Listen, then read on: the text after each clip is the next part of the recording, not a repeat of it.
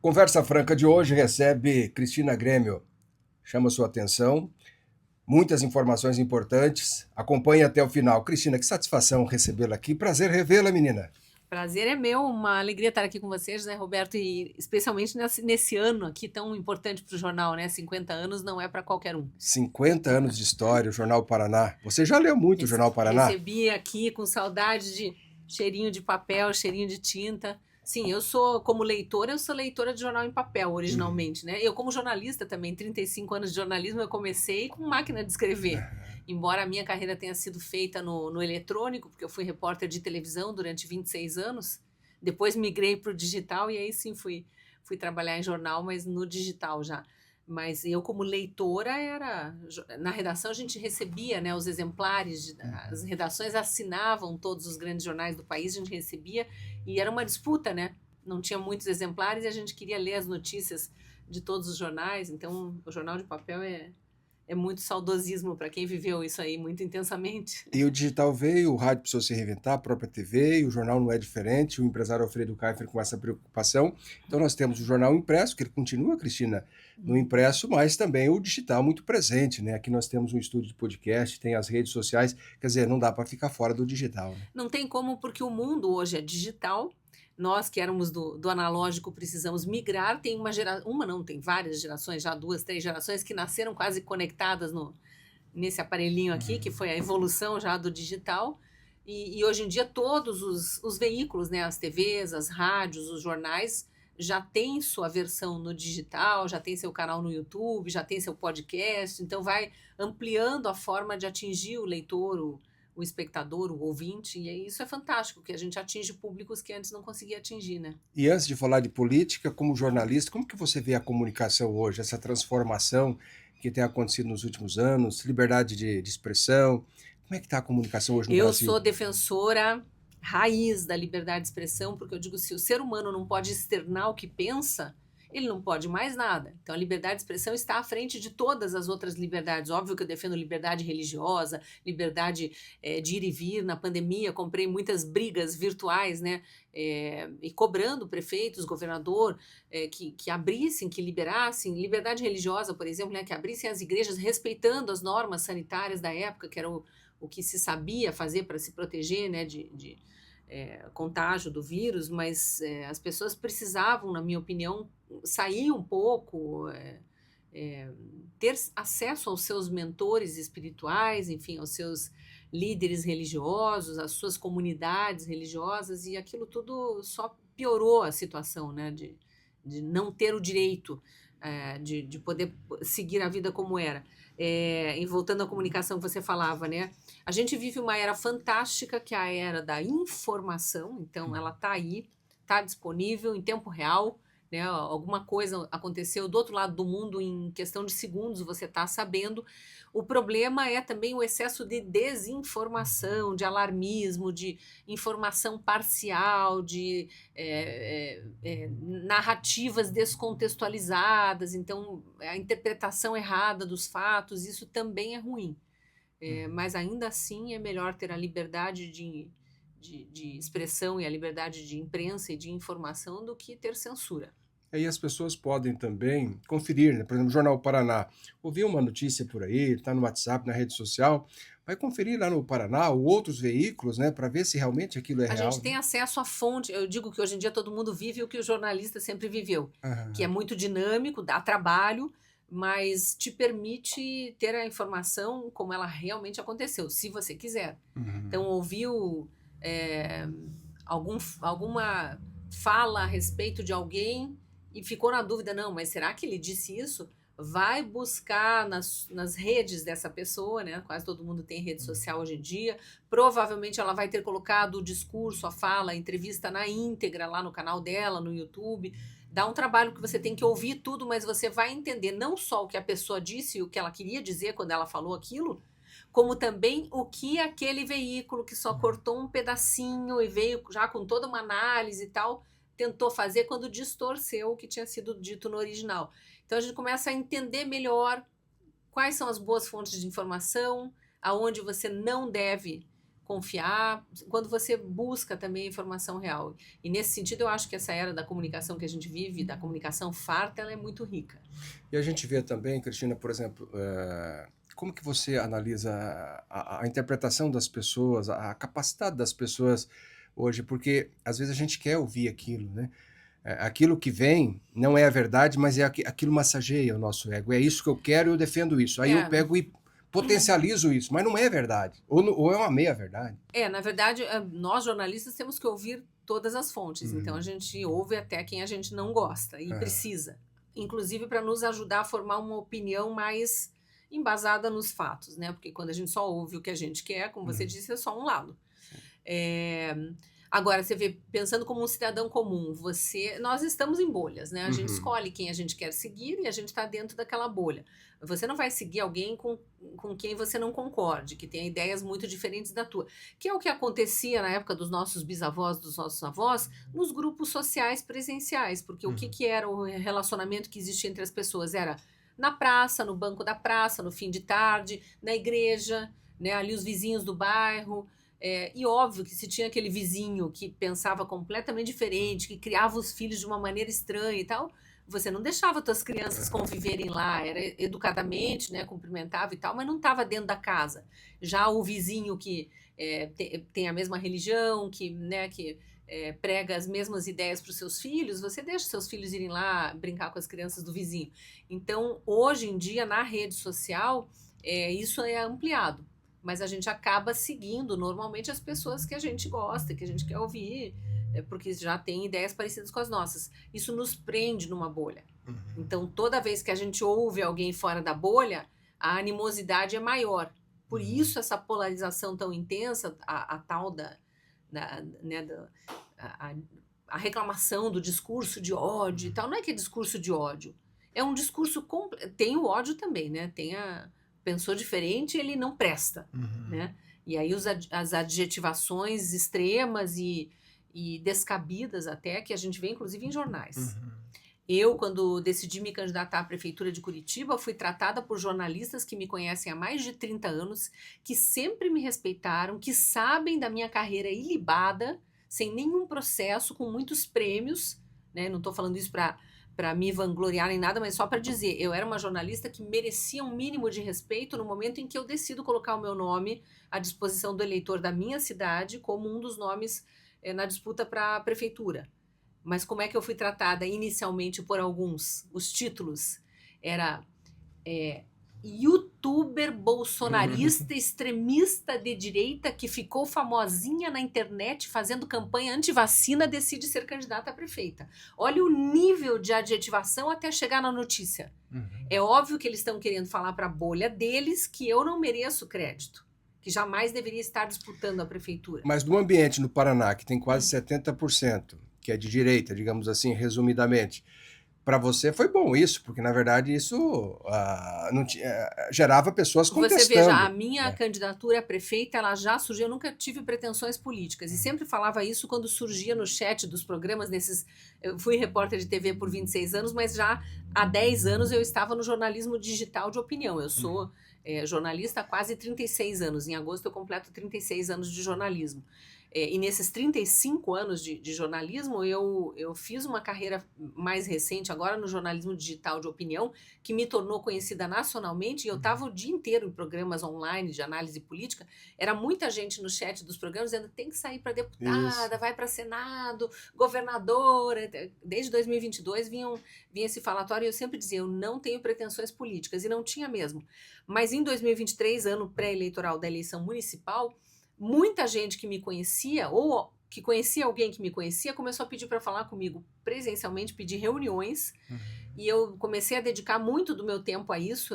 Primeiro eu deixei duas tardes da semana disponíveis para isso, e era tardes inteiras de reunião, por meses a fio, Pessoas que vamos tomar um café, vamos conversar sobre política e tal, mas traziam isso. Olha, lá no meu bairro, todo mundo fala do teu nome quando a gente está em discussão política. Por quê? Porque os candidatos que estão surgindo são todos de esquerda ou de centro-esquerda, velha política, pessoas que já foram prefeito, governador, senador, tudo se dispondo aí a sair para prefeito, e ninguém quer. A gente quer nomes novos, diferentes, e em quem a gente confia.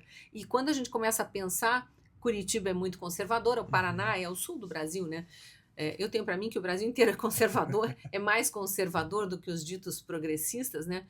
Embora eu não goste desse nome, acho que todos estamos buscando progresso. Então eles sequestraram, até nisso eles sequestraram. Fica estranho quando a gente ouve, né? O conservador também quer progresso, mas ele não quer o progresso destruindo tudo que os seus antepassados já construíram. Ele quer conservar o que funciona e reformular, né, aprimorar, modernizar o que precisa ser modernizado para a gente avançar. Mas naquela época dizia, a gente precisa de um representante dos conservadores curitibanos na disputa. E aquilo foi avançando num tanto que eu entendi a demanda. E eu foi um chamado, aí não dava para recusar. Eu falava, eu também gostaria de ter alguém em quem eu confiasse e com quem eu me identificasse, né, em valores e tudo mais, para eu poder votar. Então, já que não tem, quem sabe seja a hora de eu né, colocar o meu nome na disputa.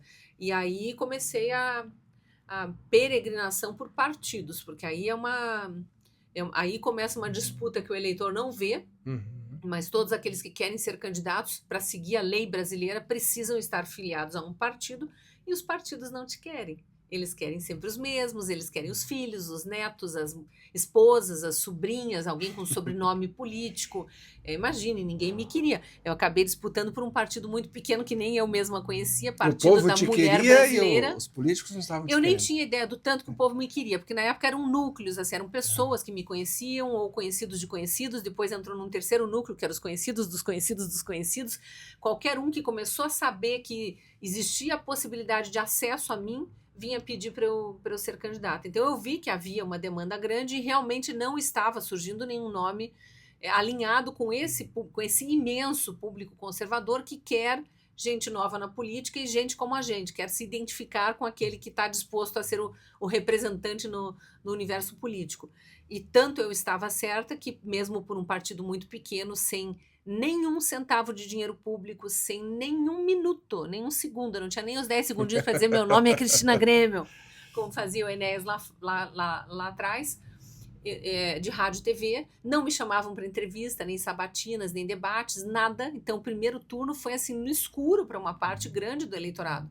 Muita gente depois relatou, fiquei sabendo que você é candidata na hora que o TRE anunciou que você tinha ido para o segundo turno. Então, olha o nível de asfixia que foi promovido. Os institutos de pesquisa não colocavam meu nome, por 9 meses fingiram que eu não existia, começaram a colocar meu nome, faltando 10 dias para o primeiro turno da eleição. E aí, no fim das contas...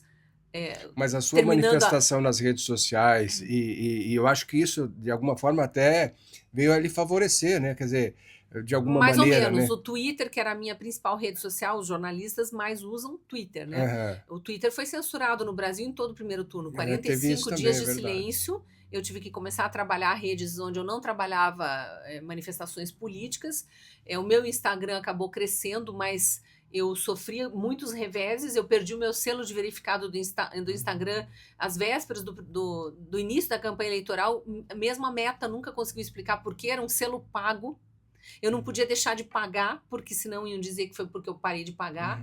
Continuei pagando, na verdade era débito automático no meu cartão de crédito.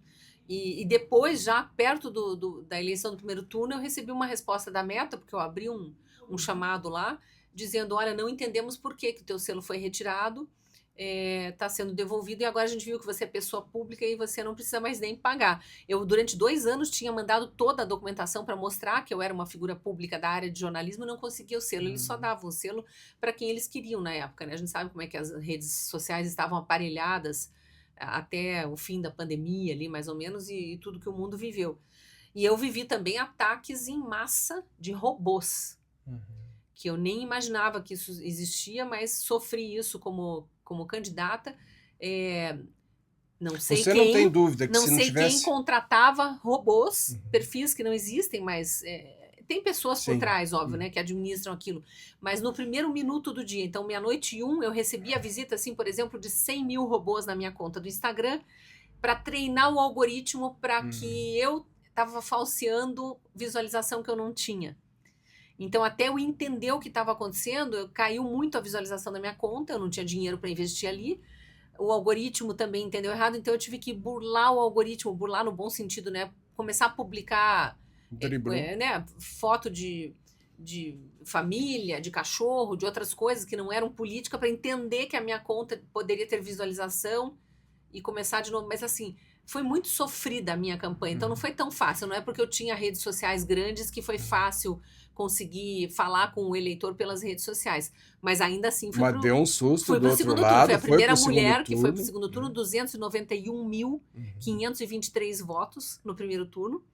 E no segundo turno ainda consegui mais 100 mil votos, porque aí no segundo turno eu tinha horário de rádio e TV, foi a duras penas ali, consegui fazer um programa muito enxuto, né, pedindo Pix, porque eu não tinha dinheiro para a campanha, o outro candidato gastando os 17 milhões que a lei eleitoral permitia, porque era uma coligação de 8 partidos políticos e foi muito forte, né, a outra candidatura.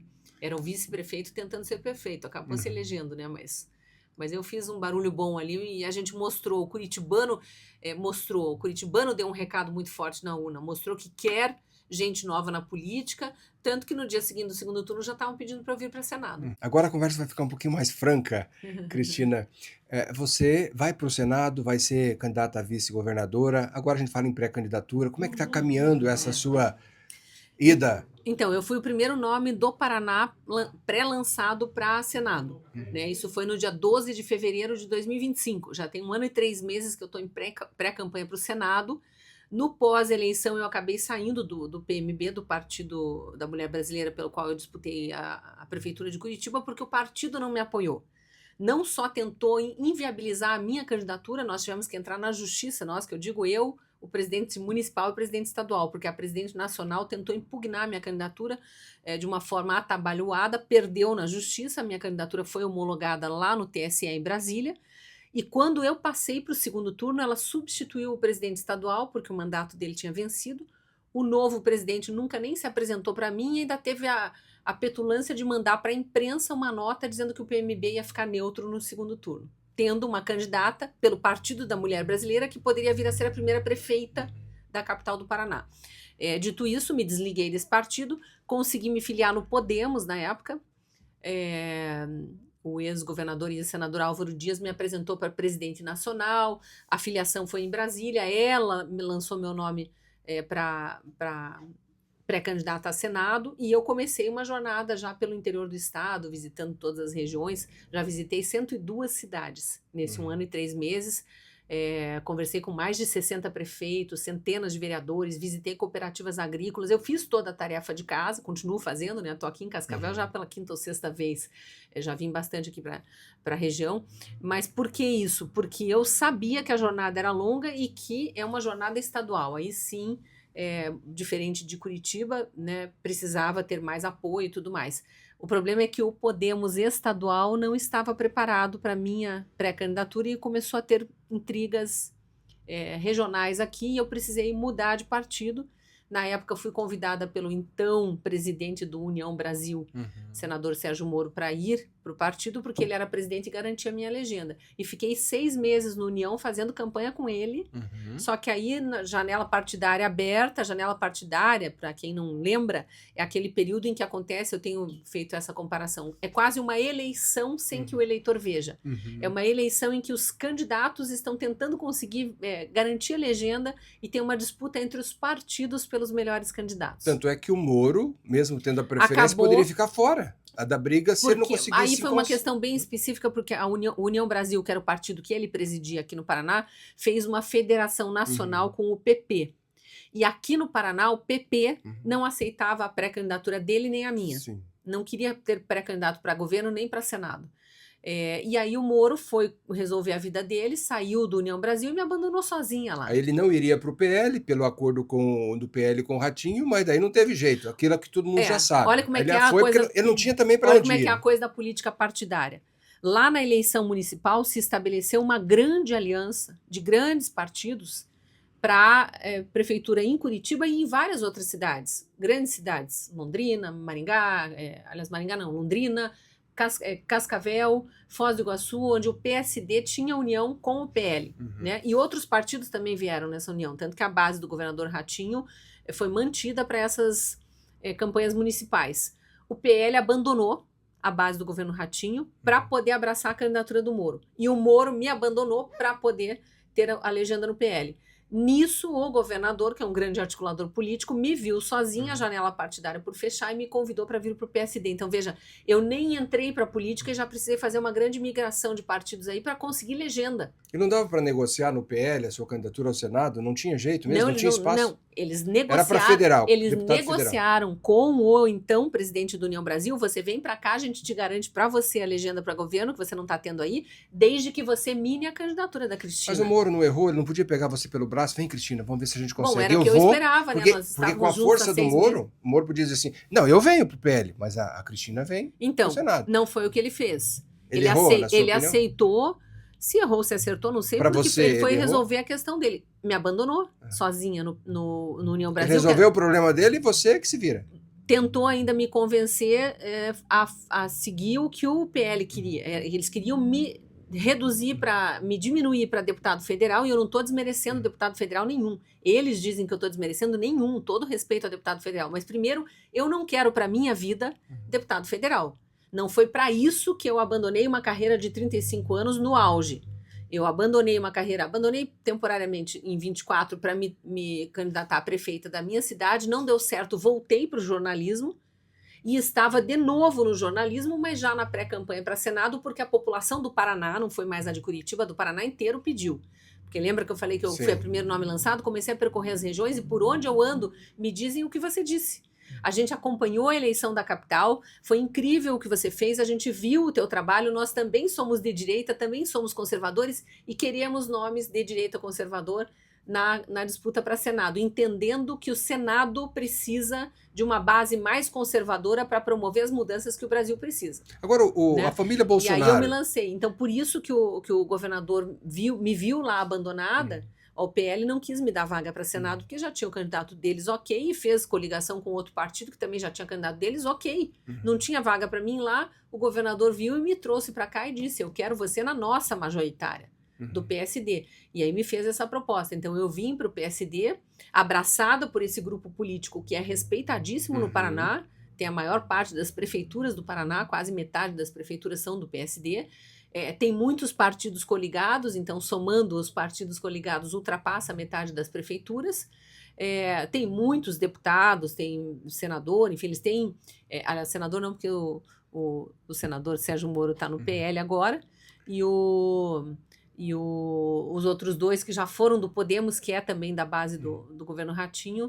Alguns criticaram isso, né, Cristina? Estão agora em outros partidos. Um está no PSDB e o outro está no PSB. O PSDB é da base do governo Ratinho também. Algumas pessoas criticaram, mas você já explicou, inclusive, já em entrevistas e já se manifestou também nas suas redes sobre a necessidade de ter um partido, né, justamente para poder disputar. Eu não recebi crítica nenhuma de quem acompanha a política partidária. Sim. E de quem me conhece e sabe que eu sou conservadora, sou uma defensora das pautas da direita, fui a primeira jornalista do Brasil a falar abertamente, chamar preso político de preso político no dia 8 de janeiro de 2023, já estava vendo isso, então a denunciar muitas coisas. Na pandemia eu defendia os médicos pela vida, o direito do paciente de buscar tratamento, defendia, né, que as pessoas pudessem trabalhar respeitando as regras sanitárias, todas as pautas da direita eu sempre defendi. Quem me criticou foi o PL e o Novo, que não aceitavam que eu continuasse na disputa, mas não porque eu mudei de partido.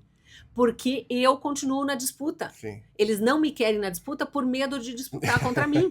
Essa que é a verdade. Isso está ficando cada dia mais claro, se criticaram, né? para dizer o seguinte, ela não é aquela de direita, como dizia, né? Porque agora está no partido Eles é que não são, centro. Né? Eles é que não são. Agora a gente está vendo. Agora, você vai ter realmente espaço nesse grupo para ser candidato ao Senado? O Ratinho ainda não fala abertamente, ele fala do Cury, né? Que é o candidato ao Senado. O que o governador fez? Ele me convidou para a chapa majoritária, ele me garantiu vaga na chapa majoritária e me pediu, e reconhecendo o meu capital político e a minha liderança política.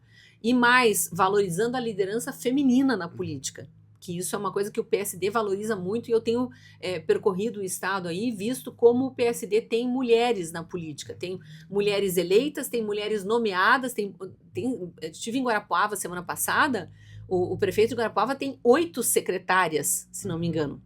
né?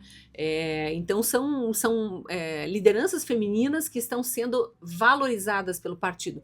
O Agora, as governador só me pediu pesquisas. que eu abrisse o olhar Uhum. e considerasse eventualmente o cargo de vice-governadora, porque naquele momento ele ainda estava definindo a chapa. Uhum. E 2 semanas depois de me filiar, ele anunciou os primeiros nomes da chapa. Sandro Alex para governo, Uhum. ex-secretário da infraestrutura, que eu tenho dito que é o Tarcísio do Ratinho, né, o Uhum. homem das obras. Tá crescendo as pesquisas. Está crescendo nas pesquisas, está trabalhando bastante e está se tornando conhecido da população.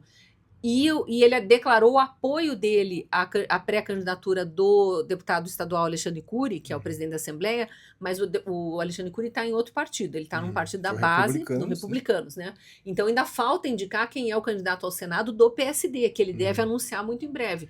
O candidato ao Senado e quem será o vice. E o meu nome pode ir para qualquer uma das 2 vagas, e é isso que ele tem pedido, que eu continue minha pré-campanha para Senado, e eu continuo, e que considere eventualmente, caso a chapa precise, que o meu nome seja lançado para vice-governadora. São 2 vagas para o Senado, São né?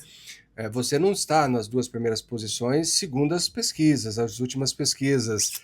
De Eu não repente, estava nem eram 10 candidatos a prefeito em Curitiba, eles me colocavam, quando colocavam meu nome em pesquisa, em 7º. Eles só deixavam atrás do PSTU, do PSOL e do PCO. Quer dizer, eu estava atrás de todo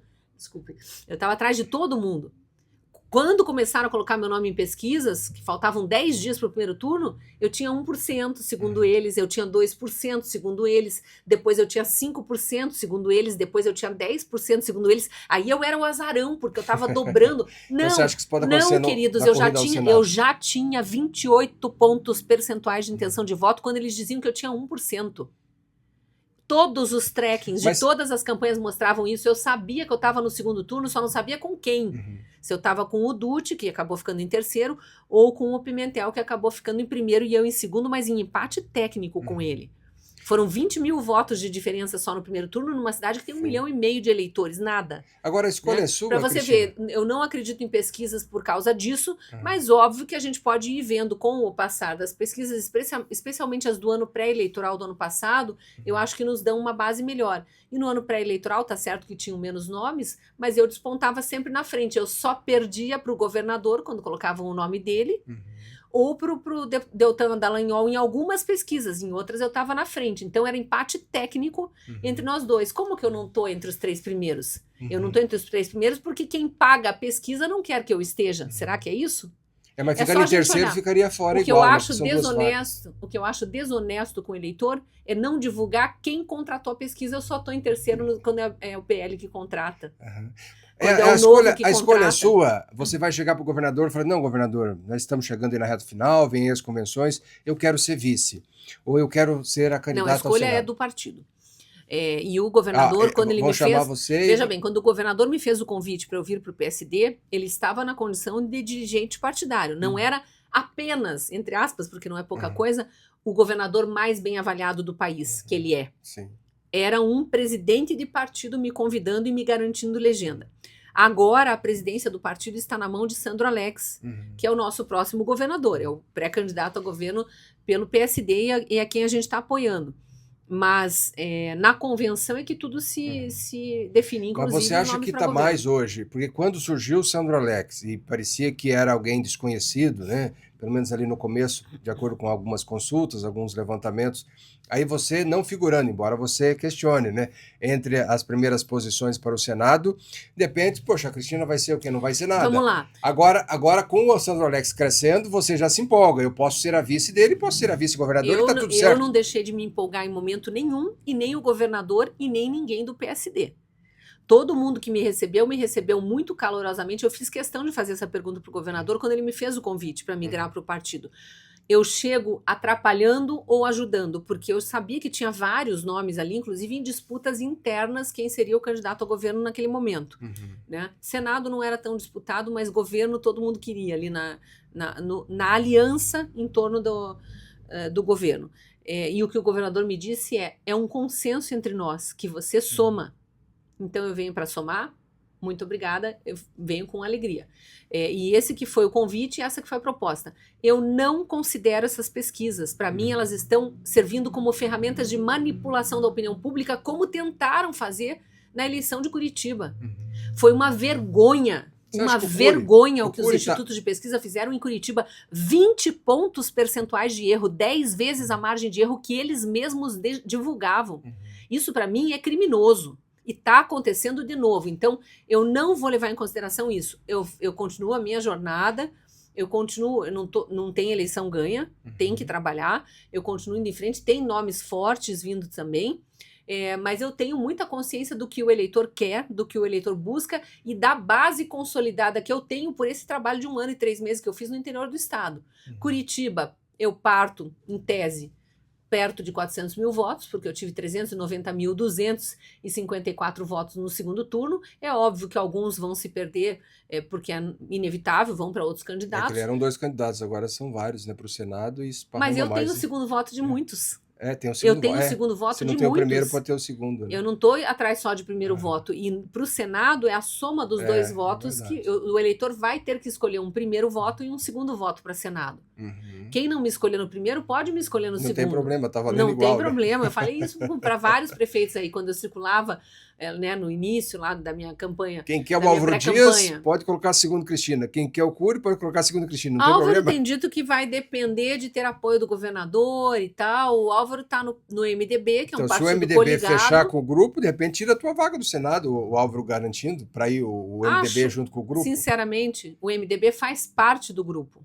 Assim como outros partidos, o PSDB, o PP. Mas tem pré-candidatura e está negociando. O governador já anunciou apoio a um pré-candidato a Senado de outro partido, republicano. Mas é para poder acalmar alguma coisa ali, né? Ele precisa lançar um pré-candidato do partido, que é o cabeça de chapa.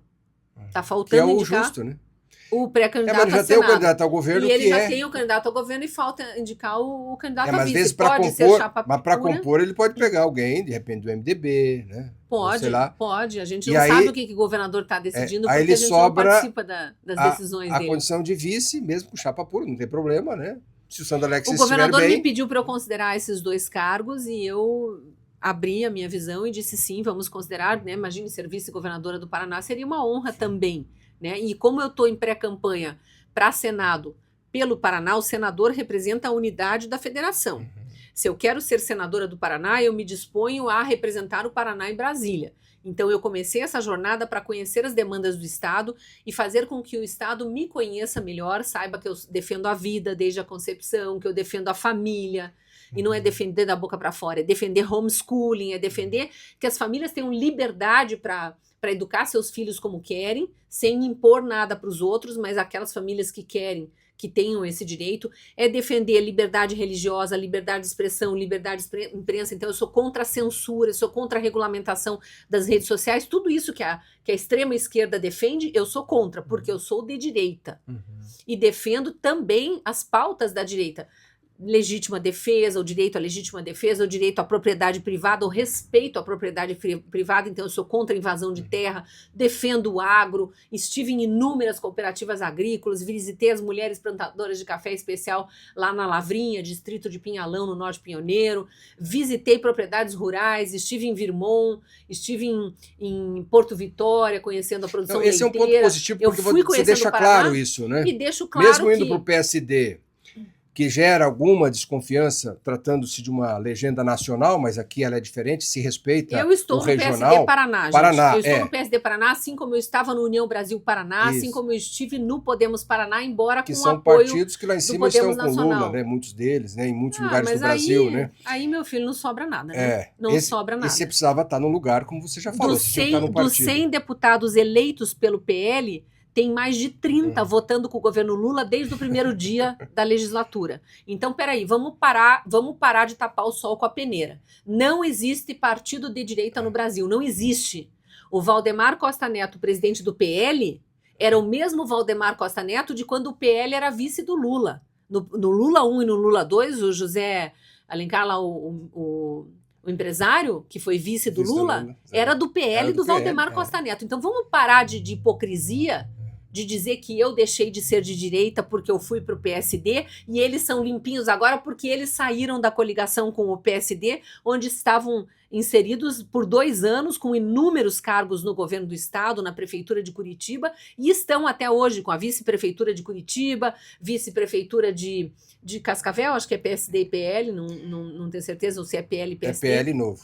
PL é o novo, prefeito. Foz do Iguaçu, que é PL e PSD, Londrina é PSD PL. Então vamos parar com essa hipocrisia, porque continuam juntos. Então não sou eu que deixei de ser de direita, eu não desviei 1 das pautas de direita. Você acha que o E Valdemar eu tenho pode ter alguma coerência recaída ainda? desde todo o meu início aí no jornalismo de opinião, em tudo que eu falei, eu sempre continuei defendendo as mesmas pautas. Eu não mudei porque eu mudei de legenda partidária. Eu precisei mudar de partido para garantir que o desejo do eleitor paranaense se concretizasse, que é ter Cristina Grêmio na urna, né?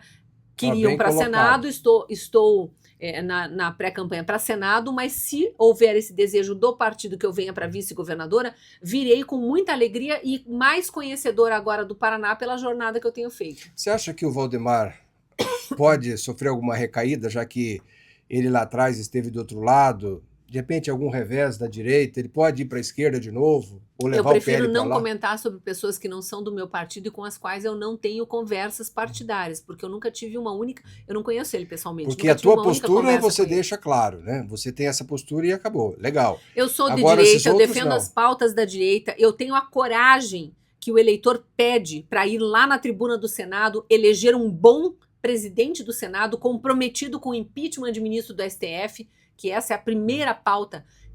A primeira pauta para qualquer pré-candidato a Senado, quem você vai apoiar para presidente do Senado? Porque a gente sabe que só o presidente do Senado coloca em votação impeachment de ministro do STF, porque esse é o desejo maior do eleitor.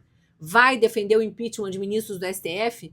Não só vou, como continuo falando disso, porque eu venho falando disso há anos, há muitos anos. Anistia. Pois eu disse, fui a primeira jornalista do Brasil a chamar preso político de preso político. Durante 1 ano e meio, em todos os meus espaços jornalísticos, eu entrevistei advogado de preso político, parente de preso político, mãe, filho, mulher, marido de presa política. E quando eles começaram a ser soltos com tornozeleira, eles próprios, eu entrevistei mais de 40 presos. A Gazeta do Povo tem uma playlist lá só de entrevistas minhas com presos políticos do 8 e do 9 de janeiro.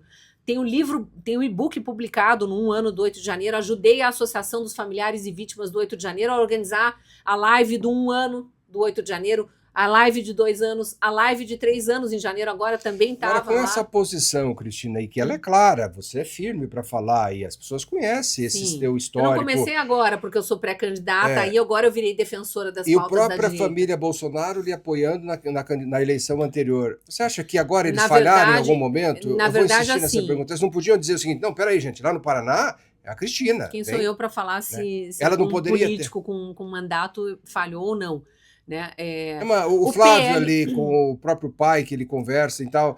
A Cristina lá no Paraná, não, a Cristina tem que estar conosco. Eu sempre tive muito respeito pelo presidente Bolsonaro e ele por mim, sempre me tratou com muito respeito. Não se sentiu abandonada por eles. Na campanha municipal ele chegou a dar uma entrevista dizendo que me considerava amiga.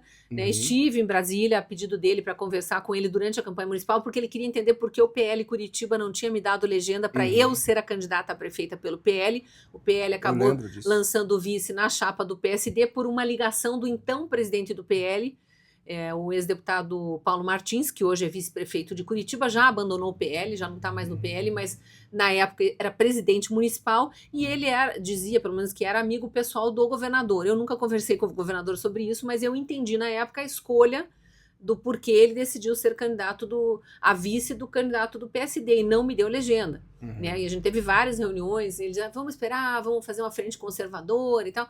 Nunca avançou essa conversa. E quando eu precisei escolher o meu vice, eu ainda fiz um pedido para ele, antes dele ter anunciado que seria vice do candidato do PSD, para ele ser o meu vice, e não aceitou, nem a pedido do presidente Bolsonaro, que também pediu para ele, não aceitou, e não permitiu que uma outra pessoa do PL aceitasse ser minha candidata a vice. Então, ali fechou as portas. O presidente Bolsonaro, ele não se manifestou na eleição de Curitiba. Ele esteve no Paraná inteiro apoiando vários candidatos e em Curitiba ele não esteve, justamente por conta dessa divisão da direita que o PL provocou em Curitiba. Mas o PL não estava numa chapa claramente de direita. O candidato a vice era de direita. Né? Então, esse que foi o ponto. E o que aconteceu lá na eleição de Curitiba claro, é que o presidente Bolsonaro foi consultado por veículos de imprensa que diziam que eu estava usando a foto dele sem autorização e era mentira, e ele sugeriu que eu usasse a foto dele nos meus materiais de campanha, que eram muito poucos, né? Porque eu não tinha dinheiro para ficar fazendo material de campanha, mas as poucas doações que eu recebia eu mandava fazer, né? Toda semana um pouquinho lá de santinho e de adesivo, e fazia os adesivaços, e tinha a foto de Bolsonaro. Ligaram para ele e disse: autorizei sim, autorizei que ela usasse no material de campanha. Então ele teve manifestações que acabaram dando a entender que sim, ele torcia por mim, chegou a verbalizar isso: eu torço pela Cristina, não posso declarar abertamente por conta de uma coligação que o meu partido fez aí em Curitiba, enfim.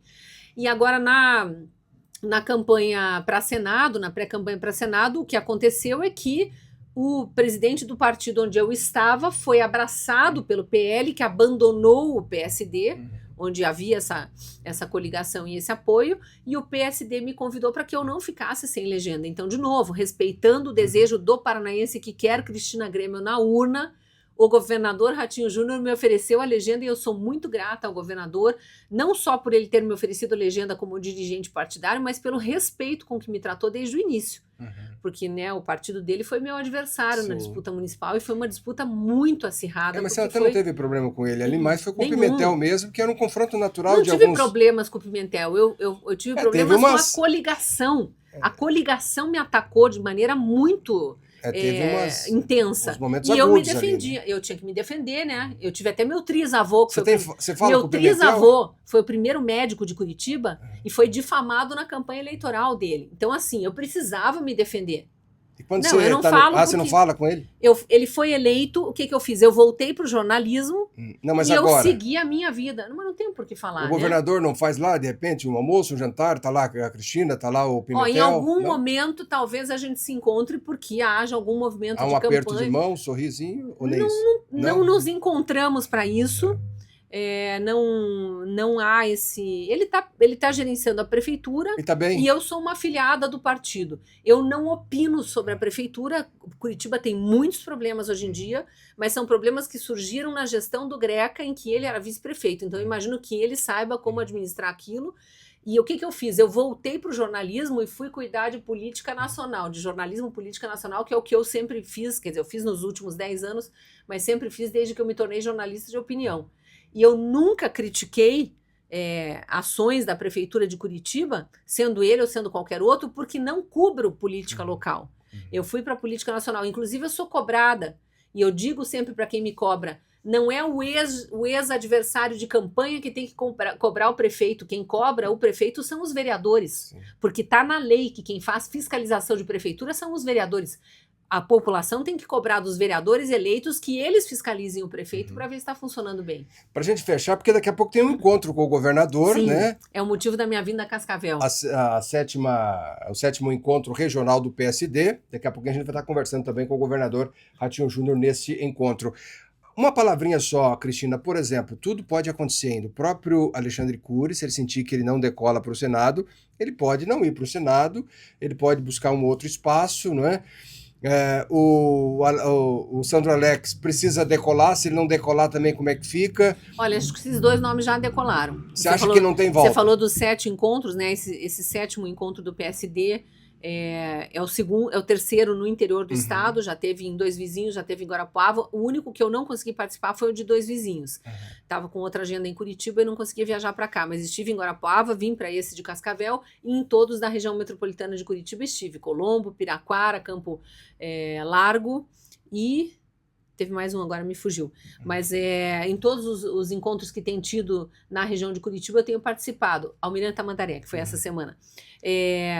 E o que eu vejo? Primeiro, uma aceitação imensa dos dois nomes já escolhidos pelo governador. Alexandre Cury tem um respeito enorme de prefeitos do estado inteiro pelo trabalho dele na Assembleia Legislativa, já Não, mas eu sei que isso está e acontecendo. o Eu só Sandro fiz essa Alex, ele observação. está cada vez mais conhecido e cada vez mais abraçado pela população, porque a população está entendendo que o governo Ratinho é um governo de resultados, porque é uma equipe de resultados, e que Sandro Alex era uma parte importante dessa equipe, porque era o secretário de infraestrutura que tirou do papel as grandes obras que estão sendo entregues agora. Não, eu sei, mas eu digo, eu estou vendo esse crescimento, os números mostram, as próprias pesquisas mostram isso, mas eu digo assim, com tanta coisa para acontecer, né?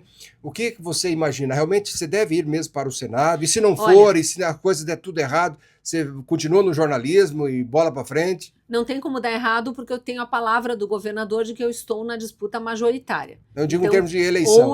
Ou eu vou para Senado, ou eu vou para vice-governadora. Falta o partido e o governador decidirem e anunciarem Algo isso. disputa, né? Mas se não vence, se não consegue sucesso nas urnas... Eu não considero, a gente não entra na disputa para Aí não dá para falar sobre hipótese, derrotar, né? Tem né? muita coisa para acontecer. Eu deixei o jornalismo faz 2 meses, no dia em que me filiei ao PSD, porque eu entendi que ia ser muito intensa a demanda. Tá intensa, eu tenho participado de muitos eventos e tem toda a minha agenda. Tem muitos prefeitos do interior que vão com frequência a Curitiba para resolver questões na Assembleia Legislativa, no próprio governo, e pedem reunião comigo. A gente recebe todos os prefeitos, vereadores, visito todos aqui no interior. Já fazia isso quando não era do partido, agora a aceitação está maior ainda.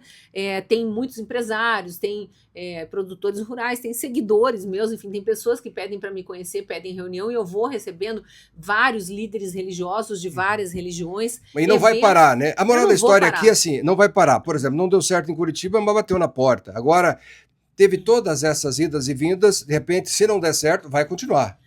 Eu não considero a possibilidade de não dar certo. Já deu certo. A população me pediu que eu saísse candidata a prefeita.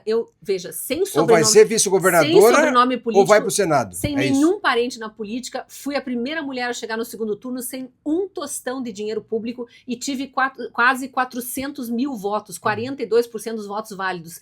Isso é um resultado muito expressivo. O mundo político hoje ou me respeita ou tem medo de mim.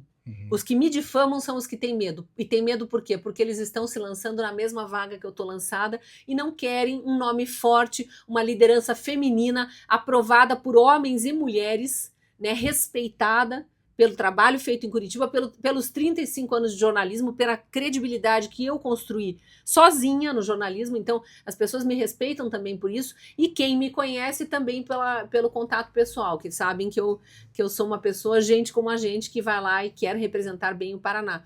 Então, para mim já deu certo.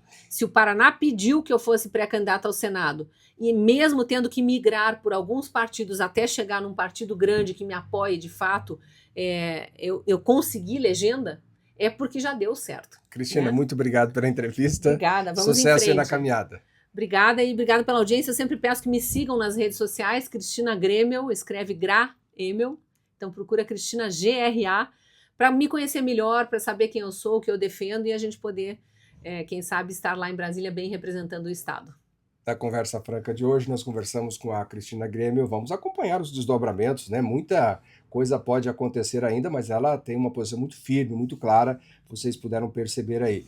Você acompanha também o Jornal Paraná, o paraná.com.br, o Jornal Impresso, né? Você pode também ser um assinante para você ter todas as informações.